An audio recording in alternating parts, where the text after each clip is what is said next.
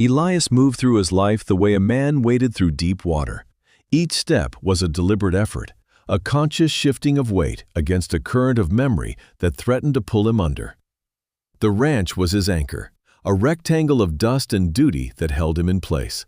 He mended the fences that bordered nothing, the wire biting into his leather gloves.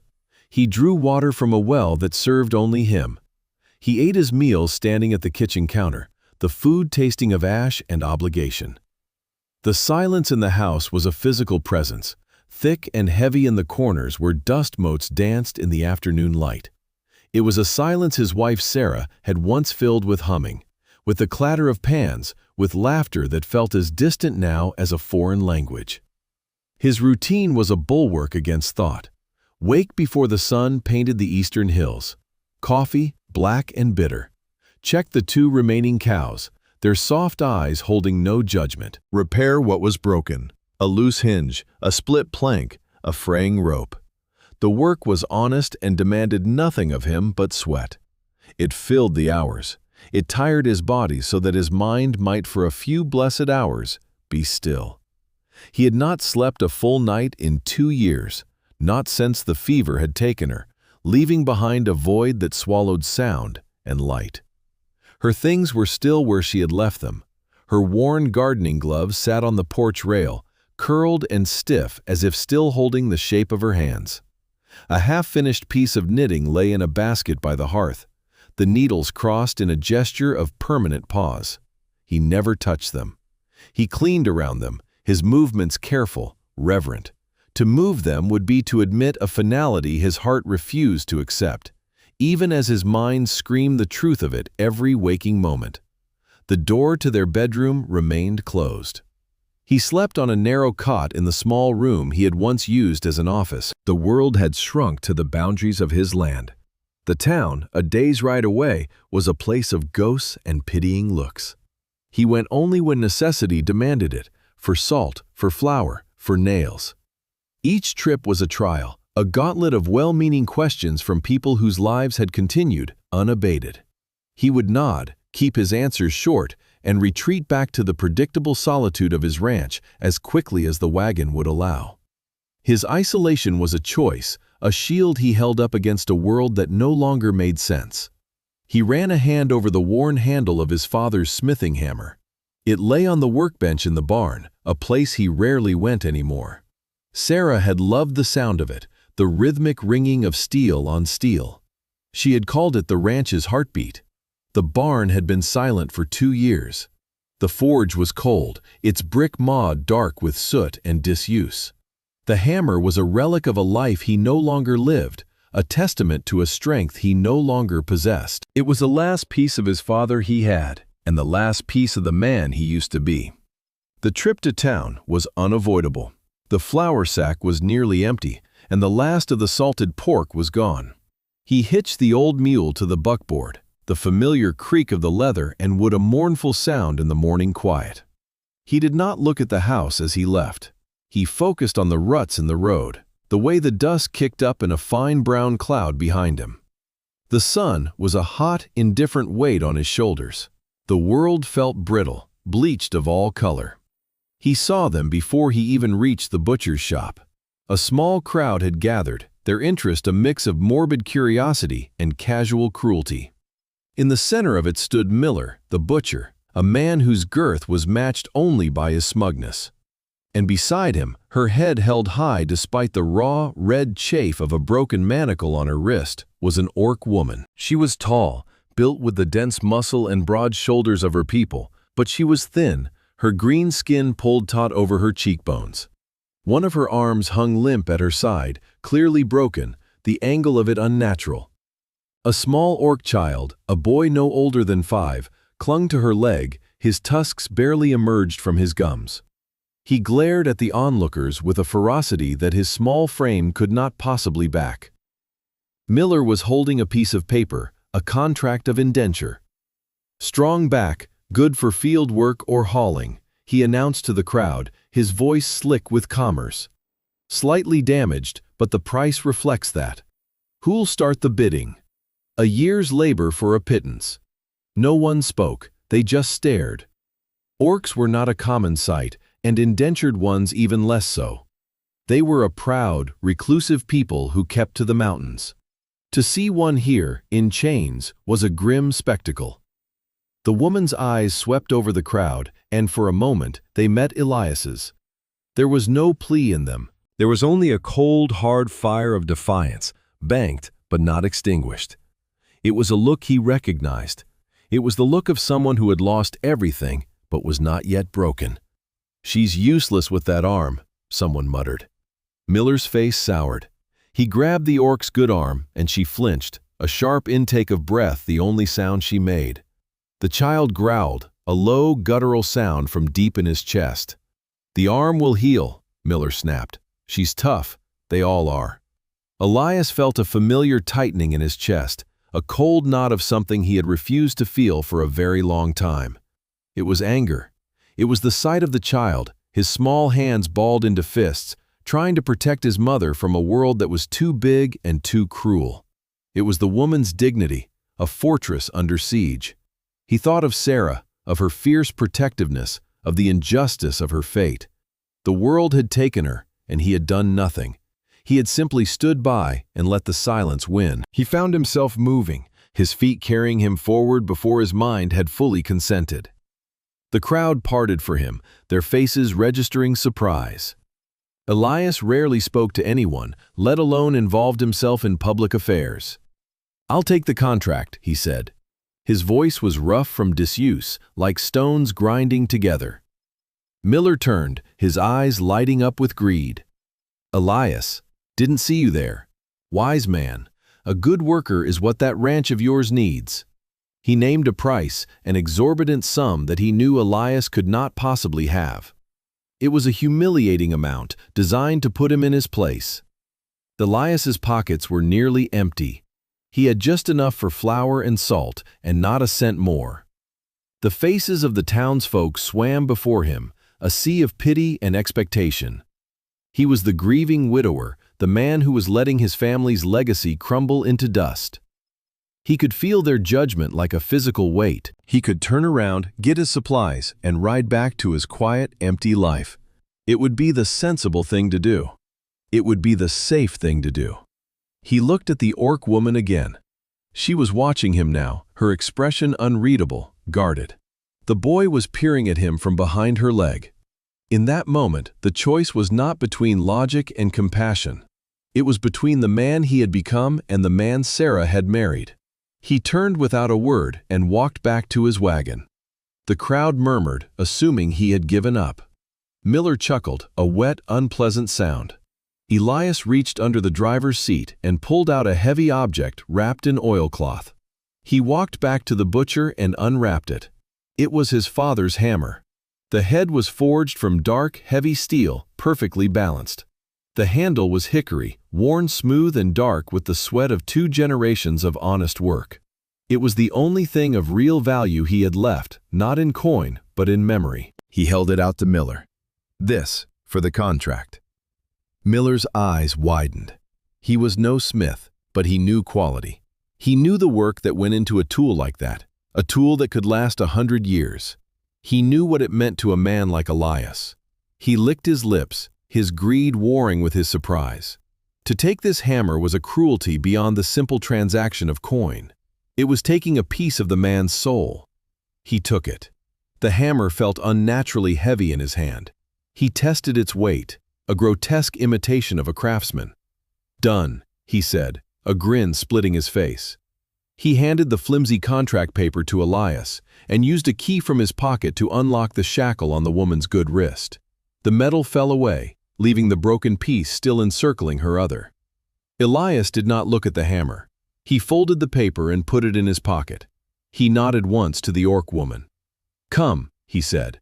It was not a command, but a simple statement. He turned and walked back to his wagon, not looking to see if she followed.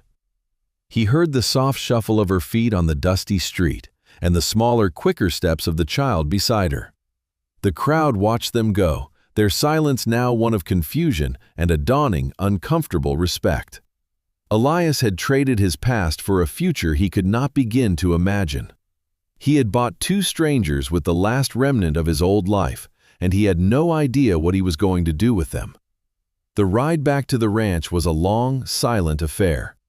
The woman and her son sat in the back of the buckboard, rigid and watchful. Elias kept his eyes on the mule's ears and the familiar road ahead. The silence was different now.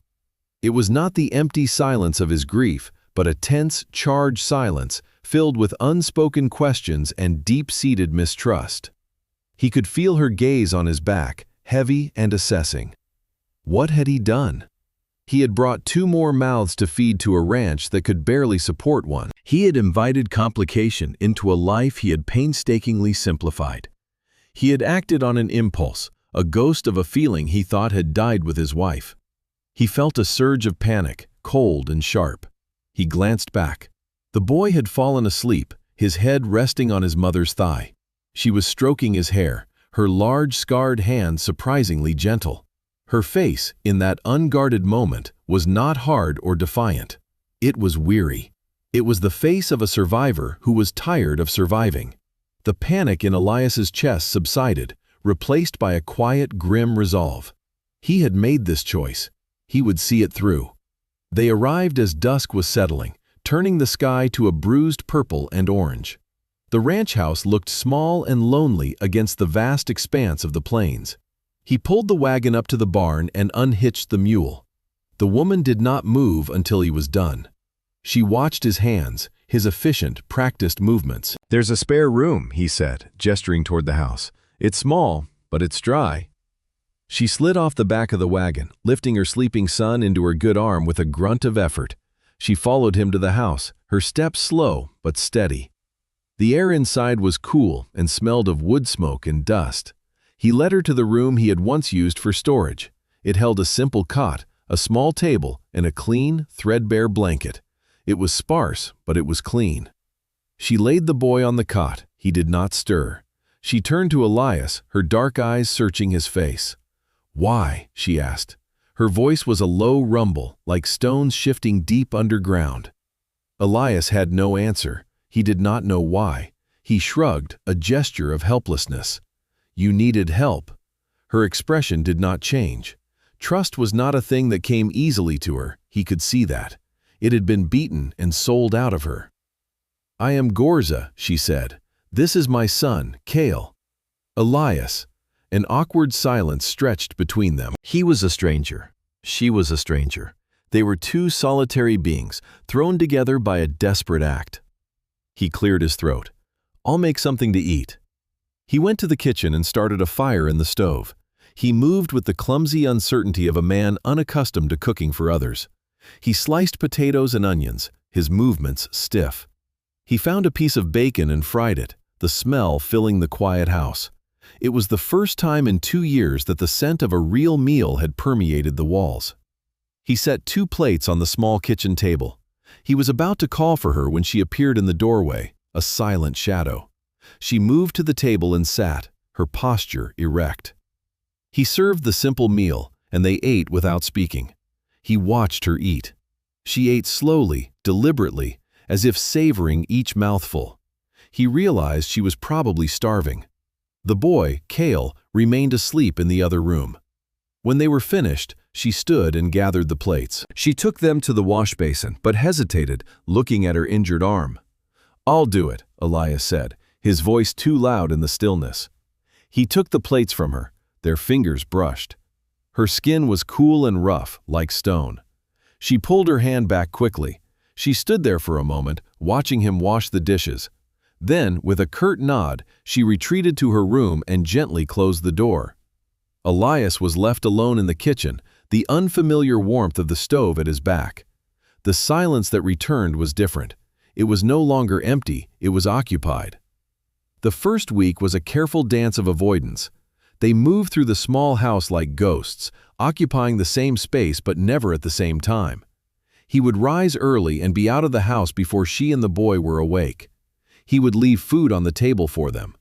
When he returned in the evening, she would be in her room, the door closed. The only evidence of her presence was a clean kitchen and the faint scent of the soap he had left for her. He worked on setting the bones in her arm. He was no doctor, but he had set enough broken legs on calves and foals to know the basics. She bore the pain with a stoicism that unnerved him. She sat on a stool in the barn, her jaw tight, her eyes fixed on a point on the far wall as he manipulated the bones back into alignment. Cale stood nearby, his small hand clutching a piece of wood, his eyes wide with fear and anger. He watched Elias as if he expected a blow to fall at any moment. "This will hurt," Elias had said, his hands gentle on her arm. "It has already hurt," Gorza had replied, her voice flat. He fashioned a splint from scrap wood and wrapped it tightly with strips of clean cloth. Her arm would be useless for weeks, but it would heal straight. It was the best he could do. After that, she began to emerge more from her room. She could not do heavy work, but she was not idle. He found her one afternoon in the neglected vegetable garden, painstakingly pulling weeds with her one good hand. Cale was beside her, mimicking her movements, his small brow furrowed in concentration. He watched them from the porch. Sarah's garden had been a riot of color and life.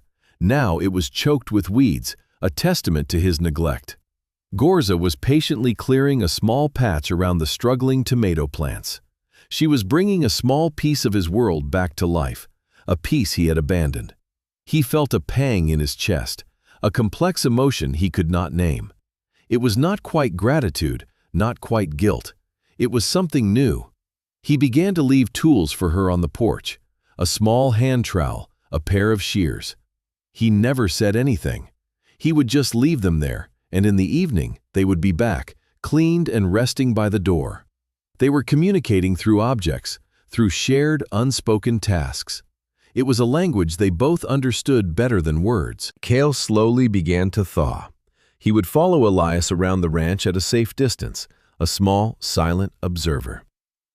One day, as Elias was repairing a section of fence, Cale spoke to him for the first time. "Why is that wood broken?" he asked, his voice clear and high. Elias looked down at the boy. "It got old, worn out by the sun and the rain." "Will you fix it?" "I'm trying," Elias said. Cale seemed to consider this. "My father fixed things," he said, a statement of fact with no self-pity attached. He was strong. Elias paused, his hammer resting on the fence post. "I'm sure he was."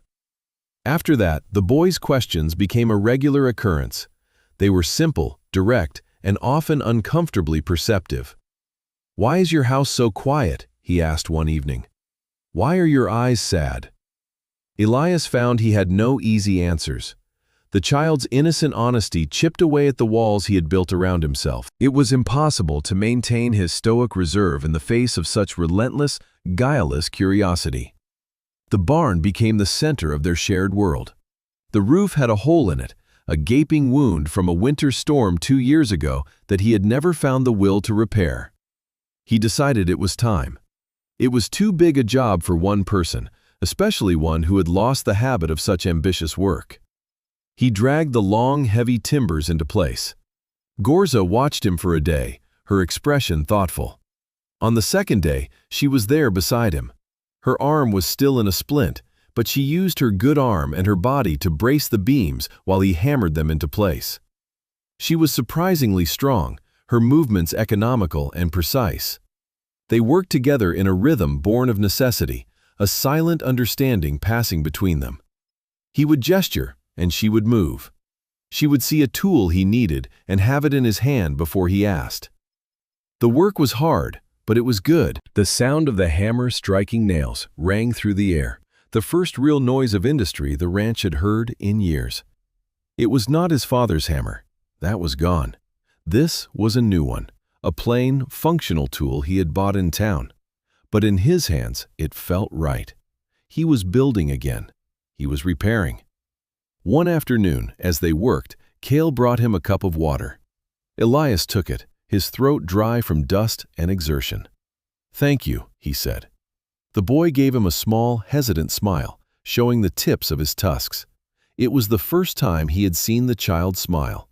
The warmth of it spread through Elias's chest, a small, fragile thing. That evening, they sat on the porch, too tired to move. The sun was setting, bleeding across the horizon.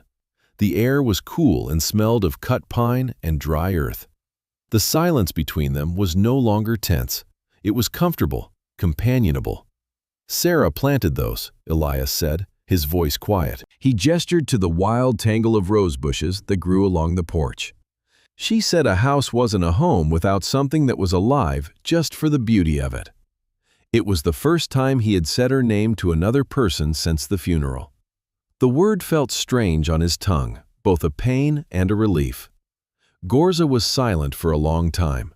She watched the last sliver of sun disappear below the hills. "My mate, Gruel," she said, her voice a low murmur. "He was killed by men who wanted our land. They said we were trespassing on a place our people had lived for 1,000 years." She spoke without emotion, her words a simple, brutal statement of fact. He was a carver. He could make wood look like living water. They sat there for a while longer, two people from different worlds, united by a shared geography of loss. The chasm of their differences, human and orc, buyer and bought, seemed less important than the common ground of their grief. He had not shared his pain with anyone. She had likely had no one to share hers with. In that quiet moment on the porch, a fragile thread of understanding was woven between them. The next day, Elias went to his forge. He fired it up for the first time in 2 years, the roar of the bellows a startling sound in the silent barn. He took the broken piece of the manacle from Gorza's wrist, the piece he had removed when he set her arm. He heated the metal until it glowed a furious orange, the color of the sunset. He worked the steel with the new hammer, not his father's, but his own. The ringing of the anvil was a song of transformation. He did not try to make something beautiful. He was not an artist. He was a practical man. He forged the iron into a simple, sturdy garden trowel. He shaped it, tempered it, and fitted it with a smooth wooden handle. It was a good tool, strong and well-balanced. He left it on the porch that evening, in the spot where he usually left the other tools. He said nothing. The next morning, it was gone. Later that day, he saw her in the garden, using the trowel to clear the earth around Sarah's rose bushes. She moved with a careful, focused grace, tending the living things that had been left behind. She was not just weeding, she was cultivating. Weeks turned into a month, then 2. A new routine settled over the ranch, a rhythm of 3 instead of 1. Cale's laughter became a common sound, echoing off the barn walls as he chased chickens or helped Elias feed the cows. Gorza's arm healed, the splint coming off to reveal a puckered scar and a slight crook in the bone. But the limb was strong. She worked alongside Elias, her strength and competence a quiet, constant presence. They rebuilt the collapsed section of the barn, re-roofed the chicken coop, and cleared a new field for planting. The ranch was slowly coming back to life.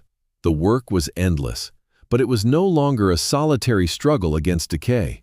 It was a shared project, a mutual investment in the future. The house no longer felt empty. It felt lived in.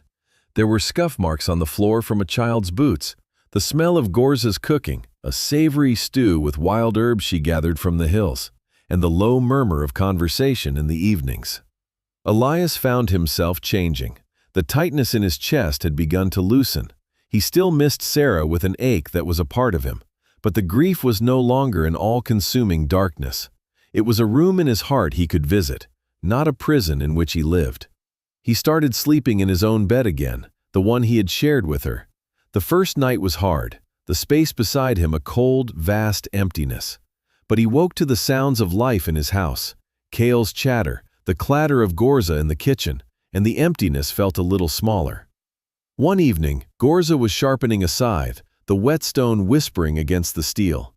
Cale was on the floor, carefully carving a piece of scrap wood with a small, dull knife Elias had given him. Elias was mending a leather harness, the familiar work of his hands a comfort. "The contract," Gorza said without looking up from her work. "The paper you have. The season is almost over."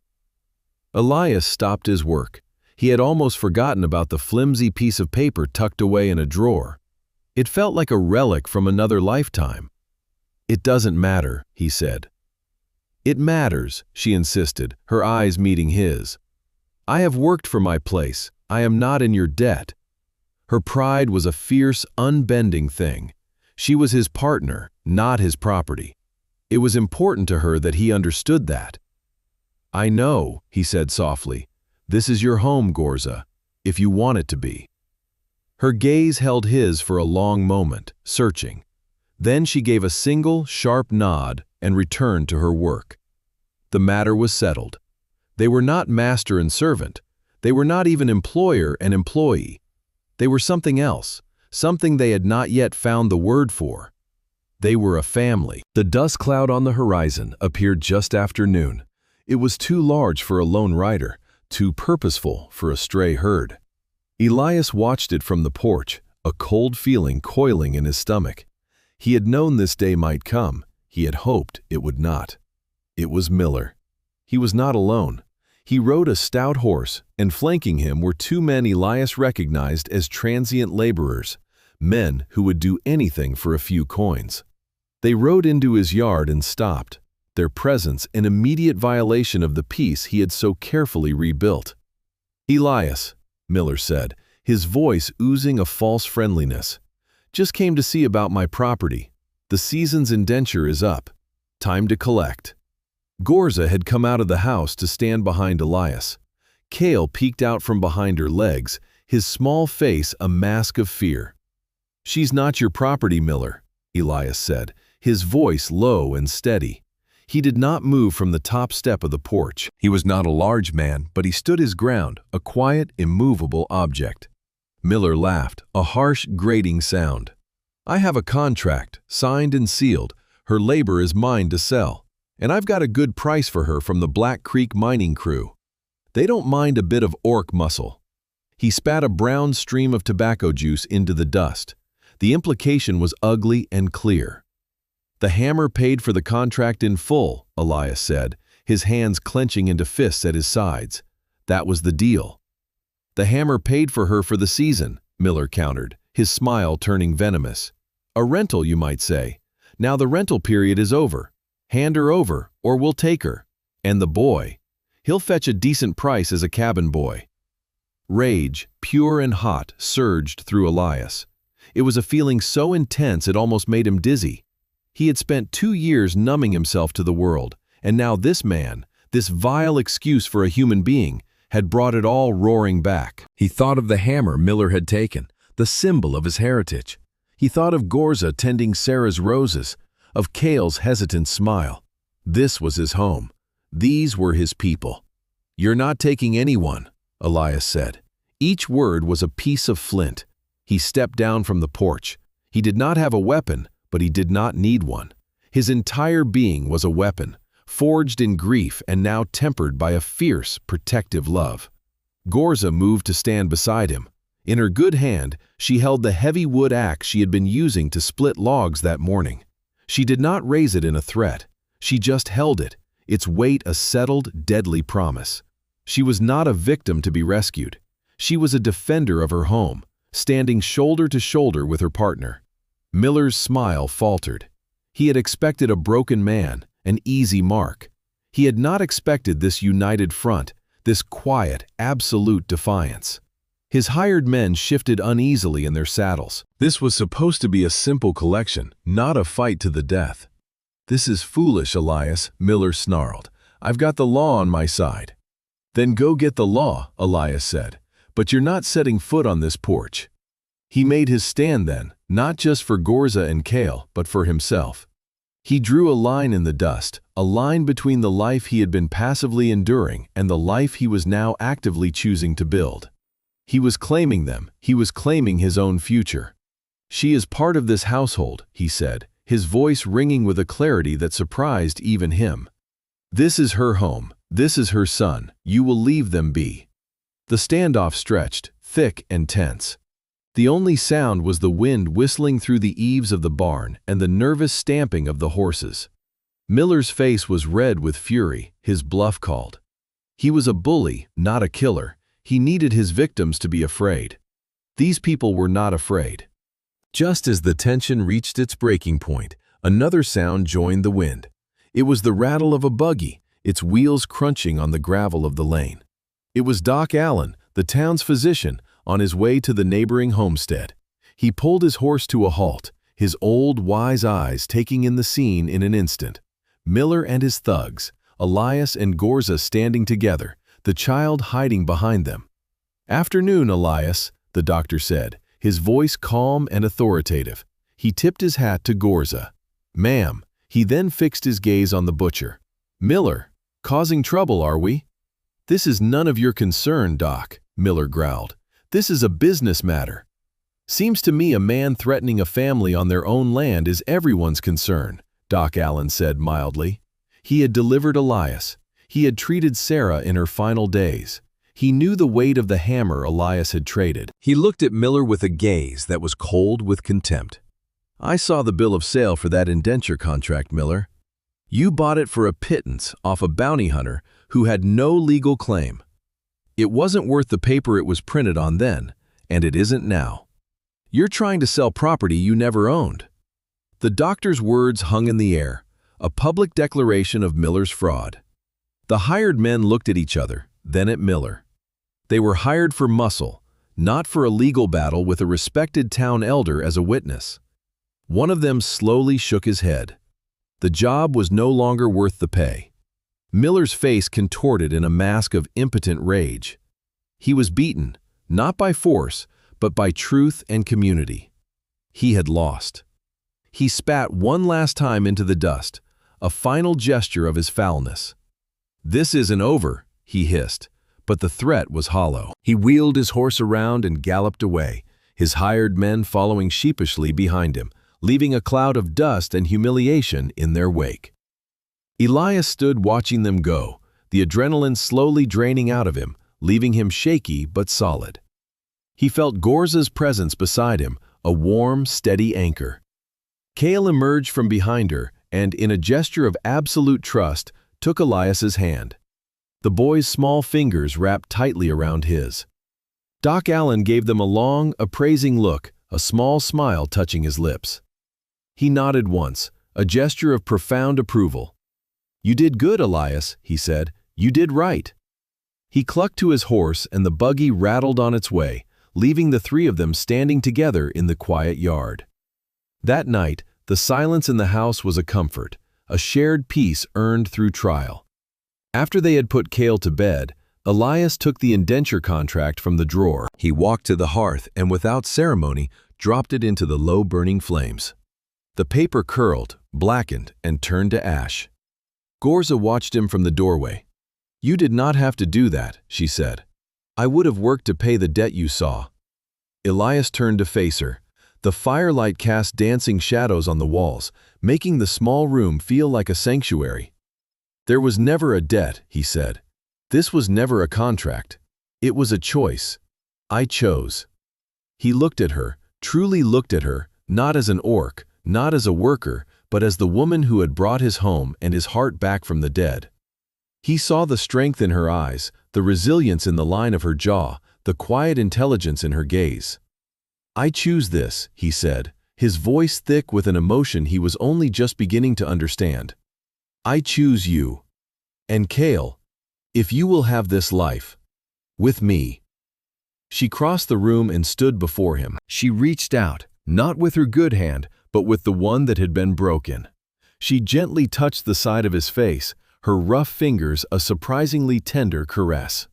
Her eyes were shining in the firelight. "We have built this life together, Elias," she said softly. "It is already ours." The seasons turned.